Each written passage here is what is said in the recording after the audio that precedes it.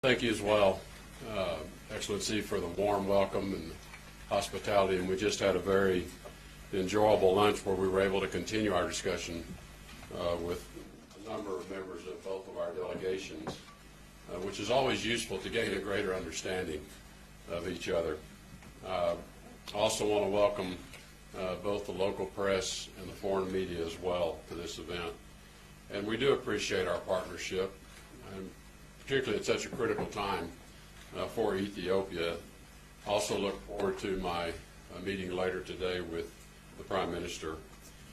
And I'm quite excited to be in Ethiopia. This is my first visit, and certainly this was an important place to start my trip as Secretary of State to the continent, in large measure because of the more than 100-year diplomatic relationship between Ethiopia and the United States. It's been an enduring relationship, as the Foreign Minister described it, an all-weather relationship that even when storm clouds gather, we remain friends and have always worked through challenges together. Also want to acknowledge again today, this being International Women's Day, and an opportunity to recognize and celebrate the social, economic, cultural, and political achievements of women across the world, and note the role of women in Ethiopia in promoting economic growth as well. It's quite evident the prominence that women already occupy in government, but in economics as well, strengthening the rule of law, the important role they play in human rights, and building and strengthening a civil society that will thrive. As I indicated, the United States and Ethiopia are longstanding partners. I was glad to have the opportunity to exchange views with the Foreign Minister on many areas of mutual interest that we share. We recognize and share concerns expressed by the government about incidents of violence and loss of life. We do firmly believe the answer is greater freedom for people, not less. We recognize the transition that is underway in Ethiopia, the first ever voluntary transfer of power. And I view this as a very positive symbol of the strength of this very young democracy in Ethiopia, a peaceful transition of power.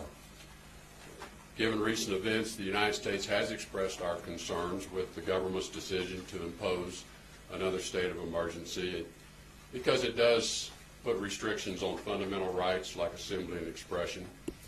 We also discussed in our exchange the importance of ensuring that security forces remain disciplined in maintaining law and order, preventing violence. They have a very difficult challenge on their hand. This tests their own discipline as well. We firmly believe that democratic reform, economic growth, and lasting stability are best addressed through an inclusive political process rather than through the imposition of restrictions.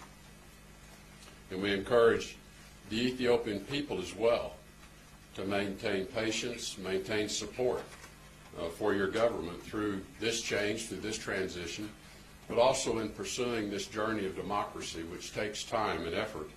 Democracy is not easy. It takes a lot of work. But staying with it, lasting change will come about, and do not resort to violence.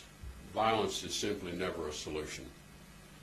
I was able to raise these concerns because of this very, very strong relationship that exists between Ethiopia and the United States, and we share so many values as partners. We want Ethiopia as a country to succeed and prosper, and we're confident that they will succeed and prosper, providing many, many economic benefits, not just for the Ethiopian people, but for the neighboring countries in Africa, and ultimately for U.S. business interests as well.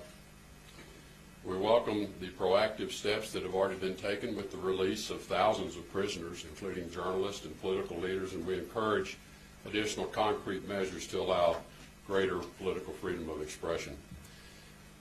As the seat of the African Union, Ethiopia plays a critical and significant role in leadership in the region, throughout the continent and the world, and we appreciate its efforts to further our mutual goals of peace and prosperity on the continent. This is especially true of our shared security interest as the largest contributor. Ethiopia is the largest contributor to UN peacekeeping operations. They play a vital role in AMISOM in Somalia, as well as peacekeeping efforts in Sudan and South Sudan. We have shared treasure together in trying to advance the cause of peace, and we have shared blood together in this advancement of the cause of peace, and we acknowledge that. Ethiopia's influence in supporting the security of Somalia and Djibouti are particularly important at this time to keep global commerce routes open. These routes through the Red Sea affect billions of people around the world in terms of their economic stability.